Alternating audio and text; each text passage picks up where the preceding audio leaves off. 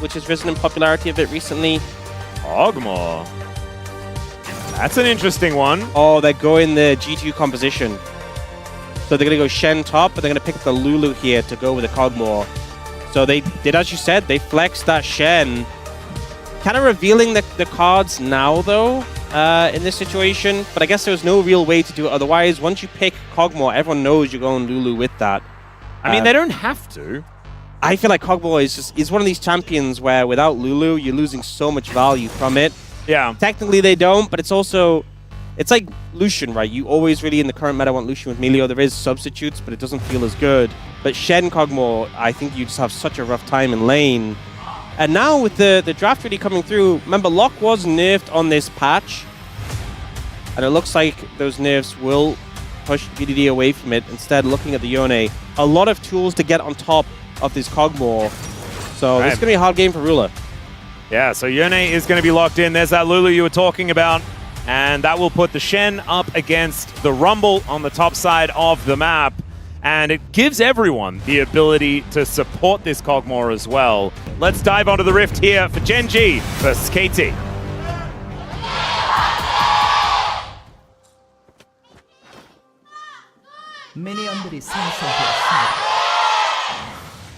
All right, here we are, ladies and gentlemen, onto the Rift for game number 1. KT versus GENG. KT having a fantastic first week. This is the first time we've seen them this week of the LCK, waiting until the last possible second. Ooh, and actually, so this is something that used to be really prevalent when Lucian Nami was a thing, is that the Lucian would end up going cleanse because you expect the exhaust on the other side. And I know there's cleanse value here, but when you have a Melio, I think you're not that pressured to take it. But specifically here, if you're dashing in and you get exhausted, it can really make the lane hard. If you can just cleanse it immediately, it's basically not there as a summoner spell. See whether it's actually going to work out here, because like you say, they do share a very similar cooldown as well, which is kind of nice. And you could definitely always cleanse it if you are just saving it for the exhaust every single time. We'll see whether it does feel good here for Benru, who does get exhausted now, elects not to cleanse it, and will instead just take most of his health bar and damage. Yeah, they share literally the same cooldown. I mean, there's things that adjust it, right, if you're going Inspiration, but neither of them have, so you could have just traded it there, but I guess he's waiting for a polymorph later. Yeah, that's what I was considering, is like, do you just want to prioritize the polymorph cleanse instead? I mean, they're both annoying to go against as a Lucian, but it has meant that he's kind of lost out on this trade and does get some damage back there, but he's getting chunked out pretty heavily. Oh, so is PDD, as he does look for a lot of damage onto Chovy. Never mind. PDD being able to play it out quite nicely. Will take a lot of damage, but was able to dish out the same amount in kind. And now Cuz looking for an angle towards his bottom lane. Flash is available, but everything else is on cooldown.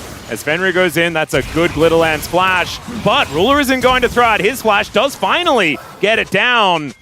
And all summoner spells have been removed from this bottom lane of GENG. I think ultimately, though, you're not too sad about how that panned out for GENG because you traded 2 for 2 in terms of summoners. Yes, it does make the Kog'Maw vulnerable to a future gank, but at least you burn resources from the other side. There was something traded in return. I think the slow from Duro before he flashed was really important because if he hadn't got that slow off with the Glitterlance, I think Cuz just flashes after him and he's just dead. So surviving that, definitely a silver lining there for GENG, even though they're now in a bit of a precarious position. Yeah, we'll see how they're going to be able to play this one out because they also managed to clear the wave, which is doubly important. Because without Flash, it was going to be difficult to set up a dive. Also did lose a bit of health in the trade as well. So, all in all, like you were saying, not the end of the world for GENG, and in fact, they hold themselves about a 300 gold advantage. Yeah, Ruler actually backing with a bit more gold. Ends up getting a Cull and Refillable, which is a lot more sustain than Fenrir, who just has a single health potion and a longsword. So if they can get a little bit of damage down in these trades, there's the cleanse. He did indeed save it for the polymorph, and it did indeed kind of work here, as instead Duro's going to try and turn this one. Pix is helping out. Or the Glitterlance. Yeah, the Voidooz does come out there as well. Effort taking a bit of damage here, but does make it to the brush and gets out of vision finally. This is looking dangerous. Who has the burst damage? The Caustic Spittle is going to actually land here. There's the Voiders as well. Ruler should play AP Cogmore, to be perfectly honest. He's landing all these abilities. Yeah, and Duro, I mean, there's going to be shielding from Effort, but you get the E Glitterlance down, Auto as well. Fenrir is kind of in that threat range, so Effort has to be quick to cover for him there. And you can also see Ruler just healing up a significant amount. Cold Sustain, Refillable Potion, having 2 stacks for a single health potion. In the long run, he's going to get a lot of health back, as you can see. And the only sustain that Emilio has is from his W, which you don't really want to burn just to heal up the Lucian. He doesn't do that much now. Oh, in goes Fenrir, but he takes so much damage. There's the Polymorph. First blood goes to Duro. And you understand the idea. Cuz was coming in, but he just Volt broke over a corpse. Just pulled the trigger a bit too quickly. And this feels so bad because you called Cuz down there. He's been spotted out here, which allows Canyon. He's just free farming. He's having a good time. You commit your jungler's time. You die anyway. And this is a situation where Ruler and Duro were down some. Oh, there's the ulti from BDD right on top of Chovy, who just decides he wants to ghost away. Will successfully do that. Yeah, BDD even needed it. Did miss a Q there, so I think he was looking for the all-in for the kill threat, but just wasn't quite able to connect the skill shots. Now here, no summoners available for Ruler and Duro, but just a good polymorph here, showing the value of the ability. And it's kind of frustrating playing Lucian, because it's the polymorph. Ruler now has the cleanse back up and available. Those cooldowns not synced together. So Fenrir really cannot step up right now, especially because the Lucian is so burst-based. And if there's exhaust, polymorph, and heal, you're not killing the Cogmore, and he will just continue to do that sustained damage. Yeah. Well, now you've also got Canyon looking at a dragon. What's Cuz towards the top side of the map, Fenrir? Oh my goodness. Ruler presses W, and then there's sort of nowhere safe for Fenrir to go. And his 2 longswords really won't do anything. And now it's an Ocean Dragon? Like, the worst possible outcome for KT is even more sustain being added to this early game cog. I mean, honestly, a Fierce Dragon Ocean feels so good because of the sustain in lane, and you know it's not an Ocean Soul. So it's like a double win in that regard. Canyon now level 6 as well before Cuz, so that extra pressure is added. Bot lane's already going bad for KT, but just that added impact of the Nocturnal being available, being able to jump in and shut down any attempts means they're really on the back foot. And this is kind of how Gen G want the game to be. Bot lane has come out ahead in the 2v2. You haven't had anyone die yet. The summoners are about to come back up for Ruler and Duro. And now you're really online with your composition. Stand United and Paranoia are there. Any play that KT tries to make does, you expect it will be answered. Yeah, it's almost like Gen G, the team that is so good at making cross maps and deciding what to do around the map, they can also cheat tempo now with the composition that they have. Just feels a little bit unfair. We've gifted it to the team that really doesn't quite need it, as they demonstrated in their previous best of 3 earlier in the week. I think it'll be a tough time for KT. If you want to be proactive as KT, then you kind of have to make a play, burn a summoner, and maybe an ult as well, and then be able to retreat and go for that play again before they back up. But it's just so many resources. Everyone on Gen G now has flashes. They have those ultimates available to defend. If you go for a play and somehow you're able to burn them and get out, there's still more resources available. I think if you want to be proactive, you have to be so surefire the play is going to work. You have to think, we can kill them through the Shen ult. Nocturne's not on that side of the map. And it's just so many conditionals that I think we're probably going to see the game slow down for a bit. And we're probably going to see fights more at these neutral objectives. Because I think if you're going for ganks on lanes, it's too many answers right now. Well, 8 minutes on the clock. That means we have some grubs up.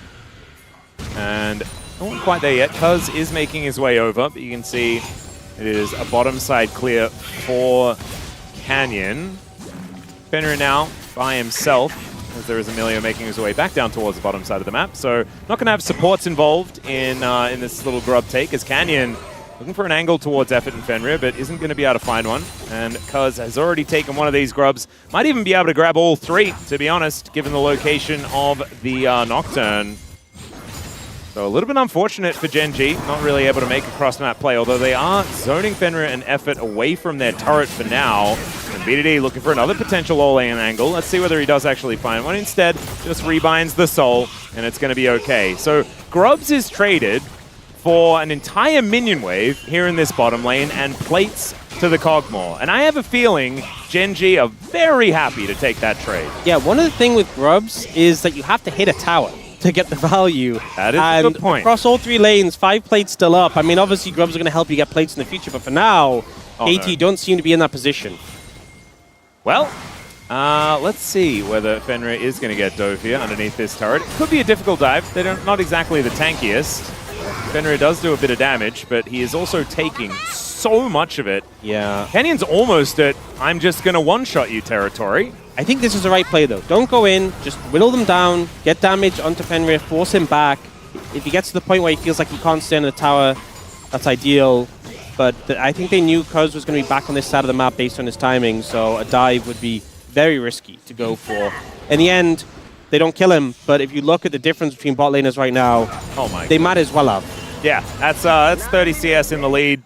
Ruler was already about 500 up prior to that play happening, and so it's kind of Grubs for an extra 400 gold lead on the enemy AD carry.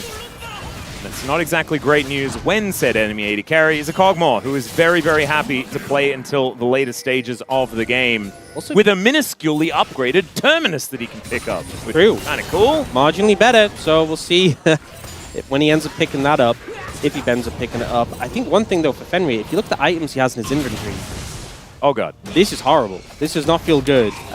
Crit Cloak and 2 longswords does not inspire too much joy right now. Already on the back foot, but again, heavily traded into now. Has to recall again. Yeah, where did that health bar go? He just returned a lane, and immediately he just has to leave. One this thing, is not what we've been seeing from a lot of our Lucians. One thing I will say with the Shen is you have this very typical build we've seen that Broken Blade was playing with. You know, the Titanic Hydra, the Dusk and Dawn, and then the Bandle Pipes. Really strong, making you a good duelist, but normally we see tanks into Rumble going for that Kanefuke, and that's when it really limits his pressure. With Shen not really feeling comfortable doing that when they go for the typical build path, it does mean that Perfect can just continue to apply pressure in this top side. Not the end of the world, Pakini's kept up in farm, but is down 600 gold in the matchup. Now, KT have rushed in here to get access to the Dragon Canyon, look for a steal.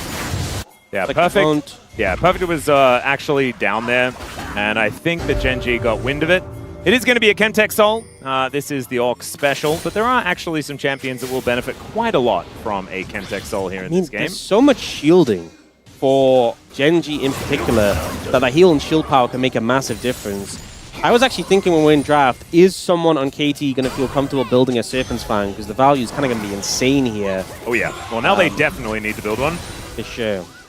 Fenrir might need to build some other items first, so I don't know whether he'll have the bandwidth to do so, but man, this, like, okay, he's got a Rage Blade, yes. It's a big item advantage for Ruler over Fenrir here, but every single one of these W-empowered auto attacks is just cutting him in half. As well, now Ruler's the one controlling the wave and has Gumayusi, so you can just stack it up and have so much pressure. It's Gumayusi against Coalfield's Crit Cloak. It's not even close. No. Well, there is the living artillery to come down. Paranoia goes in, and they deliver the Shen. Keen wants in on this party, and they will be able to take down this Lucian for their second kill of the game. And now BDD looking for another potential all-in angle. Does miss another Q in that exchange, but he's not going to be punished for it. I think it shows how dire the state of the bot lane is, that your jungler and support can be there with all cooldowns available, and you're still getting dove in the turret, and there's just nothing they can do. Yeah. Let's have a look at it again. Let's see if we can find something that they could do. Yeah. Lane swap earlier. Well, I don't really think there was much recourse. When the Shen's coming in as well, committing the extra member just to make sure, I think the right call there was for them to disengage.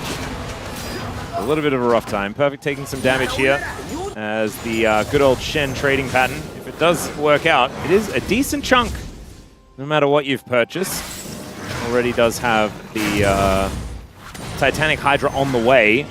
Wow, look at the gold difference. He has 2,600 more gold. Yeah. That's a big number. That's a crazy lead to have already. And that's often the lead we see for the Lucian Melios, right? Like, this is a lane that's built to just kind of beat anything. Yeah. It's not winning against this one. I think, honestly, sometimes the issue has been with Lucian in the past and now is that laning is really fickle. Even though it has a lot of power and we've seen lanes dominate, very easy to fall behind and suddenly you can't look for those trades because you have a lot of burst. And if that burst is enough to force them out of lane or put them under, great. But if you put your burst combo in and then they just run you down and auto-attack you, then it feels really bad. And even in the Lucian Nami meta, when that was super strong, we sometimes saw them struggle and fail against the Zeri if they disrespected it, if they played the trades wrong. Yep. This is kind of panned out here. I will say, though, in terms of dealing with a fed singular Kog'Maw, KT do have good tools for that. But the further ahead he gets, the harder that's going to be, especially because Kog'Maw loves to itemize more defensively when he gets a bit deeper into the game. Yeah, sort of like the 3 items and then Jack shows type builds. Yeah. Can certainly come on through. Just think like the Kalista builds. In fact, he's probably doing the same build that he did on the Kalista just previously. As Fenrir has to go back home again. I didn't really want to play-by-play that because it just kind of made me feel sad in my whole. Yeah, one of the big strengths of Lucian that we've had has been playing through mid-priority and controlled mid lane. That is not going to be a thing this game. And when you have a global-based top side of the map for Gen G, if your Kog'Maw can just step up and just force them out of mid lane, it makes this game so easy to play. Rift Herald looking to be picked up as well. Cuz is in the vicinity, but I think it's just gone. Yep. Biddy is going to come over, but that's a polymorph, and so that is a guaranteed Shelly to go over. And KT just able to get there and watch, I guess. But that is about it. Ruler is going to park himself back in this mid lane once again, continue just cutting these minions down. And Rod of Ages is now done for Chovy, and he's also got his upgraded steel caps as well, which is a pretty cool little adaptation into the Yone specifically. Yeah, and in this situation, with the Herald, if you can break open that mid tower, you can just make it so much easier to play through your side lanes when you have these towers down. Top can be the next priority. Dragon is up in 30 seconds though, so maybe the game plan is throw the Herald down, pressure mid tower, force KT to respond, and then just sneak in and take the Dragon while they're dealing with that. Well, not really sneak, I think they'll be pretty aware, but slide on in for that one. Yeah, or just go for a big old trade on Fenrir again and take the Dragon for free. That also works. That could be something that they elect to do. As Ruler will slink off into the fog of war, down towards this river as Chovy, keeping his eye on what BDD wants to do. They do get some vision over here though, so they understand where the rise is. Duro needs to be a little careful. It is somewhat dangerous to get around the jungle and get wards down as the Lulu, as they're looking for an angle towards Cuz. The taunt does not connect though here from Keen, who's just teleported in. Equalizer goes down, connects onto Ruler momentarily, and now Keen, just a one-man army, blocking 4 people from getting into the pit. Now the turn comes through. Canyon looking for the only gold lead that KT has, and they are going to be able to get it. Keen gets a wild growth, that keeps him alive, and Gen G, they hold a monopoly on the kills. They grab the next Drake, they move to probably a 4,000 gold lead after this turret goes down. Gen G going to pick up mid tower and the Dragon and just further extend this gold lead. Fenrir trying to clear out the wave, clear out the Herald, and he will unfortunately let it get another charge. But I think KT just didn't have the confidence to go in there, and as a result just didn't really achieve much of anything. So we see the play start off, and for me you have to layer ults onto the Kog'Maw if you want him to die. So we end up getting the Equalizer coming down, but there's nothing holding him on the Equalizer. We get the ult, the Paranoia to buy time, and then they try and attack the Shen here. We actually even end up seeing the Vial committed onto the Shen, but Dura is able to keep Keen alive, and they just kite away, and I'm just thinking, is that really the target that you wanted to go for? Probably not. Yeah, the Shen also still had that TP shield come in, and I think it kind of showed that KT already feeling that deficit, already feeling desperate. We're just like, look, if we can try and pick off a target at the side, we'll do that, but we can't really fight. But it just kind of feels underwhelming because you just gave over another member, you went in position to defend mid, and Gen G just further extend their lead. I'd almost rather they just kind of sent it onto the Kog'Maw, and if it backfired, it's like, well, the game's over, but at least we tried. Yeah, and honestly, the game already feels pretty dire here for KT, because, I mean, this Gen G comp from ahead is so simple to play out, right? Because you just always can be anywhere on the map at all times, right? You've got Realm Warp, Paranoia, you've got the Shen, you can defend any sort of play that KT wants to make. So as soon as KT are like, oh, we need to desperately look for picks, well, you never get to find picks unless Gen G are okay with it. And because it's gone the Serpent's Fang, which, especially on a melee champion, you get the higher value, it is a ton of value in a Gen G, but that buy is going to be absolute paper. having that, not having the extra HP we normally get from a second item. Yep. So considering the amount of damage available to Gen G, definitely puts Cuz in a delicate spot. Once you ult in, you're probably going to die regardless, but you at least have to hope you take out the target, which should be Ruler. Should be Ruler they're looking to go for. Yes, but Ruler hasn't died yet. Still hasn't picked up a kill, which is quite surprising given the fact that he is 3,000 gold in the lead. Managed to get there at 0-0-3. What feels worse is that they didn't even burn a summoner from anyone but Keen, and Keen not having flash is not really a concern. Yeah. I think if you go into this next fight, Ruler has flash, everyone on Gen G has flash, it's going to be even harder. You want people down summoners to make this KT composition work, but I think it's very difficult to see a window where they force them without just several KT dying. Yeah, this is going to be very difficult. Maybe to just catch Chovy in a side lane, maybe something like that is what they're going to have to angle themselves for. Cuz does have the cease and desist. The Rise is going to have a rough time dealing with that. Well, that's the joy of the Gen G composition. You catch him alone in the side lane, suddenly he's not so alone anymore as the whole squad turns up. So maybe you have to try to catch somebody else, get the tools, then catch Chovy in the side lane. I think that's the thing. Little non-committal play where you just get the summoner then disengage could do wonders, but it's hard to pull off. And with Baron up and available, any play you go for like that, if it backfires, you're just going to lose that objective. Yeah, and I feel like you have to invest everything if you ever want to actually get out ahead, right? Because KT is so far behind at this stage. If Ruler is anywhere near a fight, you are just going to lose. He just has way more DPS. It's a rock and a hard place type scenario here for KT. We'll see whether they can find a miracle, though. They have done so in the past, even against Gen G in the more recent memory. But yeah, Ruler does have 2 items as well as another cheeky recurve bow on top of it. He's got steel caps as well, right? I mean, the only champion that's doing magic damage here in this game is the Rumble anyway. So being able to mitigate the Yone, the Vi, and the Lucian all at once just feels pretty fantastic, which is why we have triple steel caps already complete.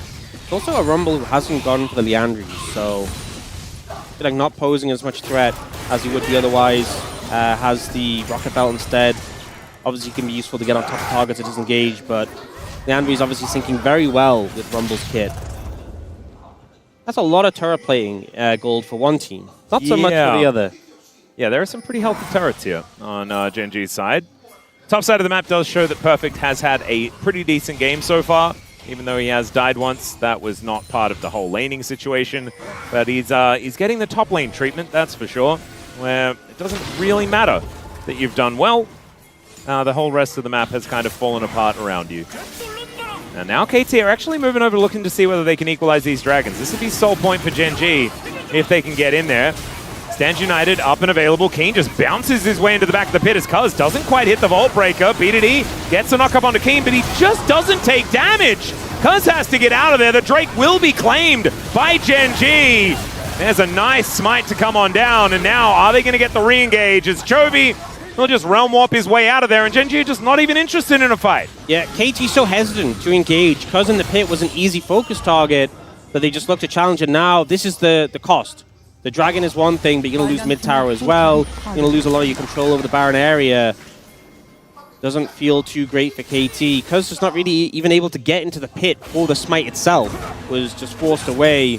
So just good control from Gen G there. Yeah.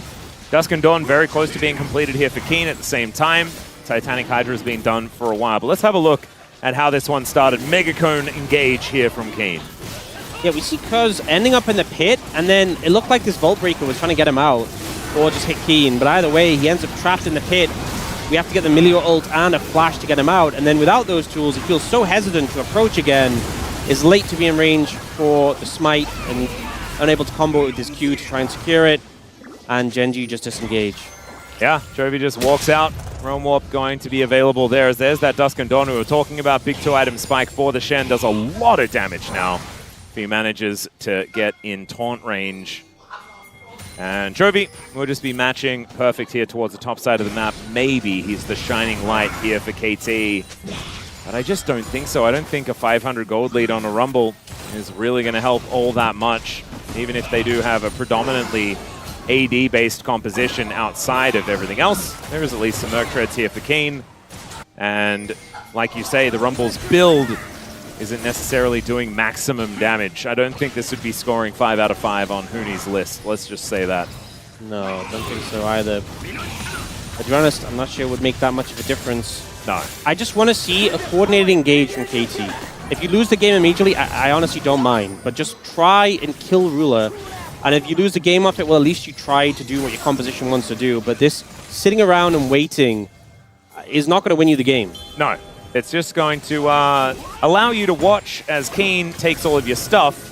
And there's nothing you can do about it. KT is spotted, setting up a little bit of a gank Krug pit, I guess you could say. Daylight value there, helping out Gen G. And while this is going on, Keen just hammering away at this tower, getting some damage down on it.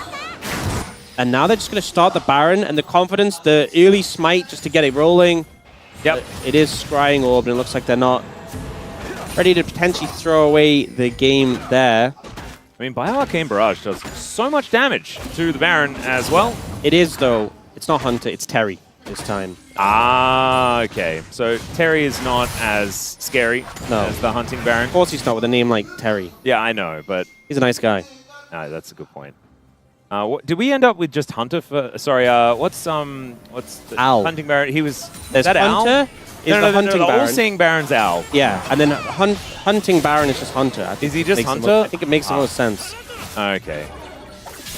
And then Territorial is Terry, okay. Yeah. I don't know whether I really like Hunter as Hunting Baron. Yeah, well, I feel like it's too simple. It is quite simple. I feel like that doesn't make me feel the same. Like Terry, even though it is just part of Territorial, it just sounds great. Yeah, I'm not sure what else would go for them. If you have suggestions, I'm all ears. We can think on it. We don't have to come up with it right now.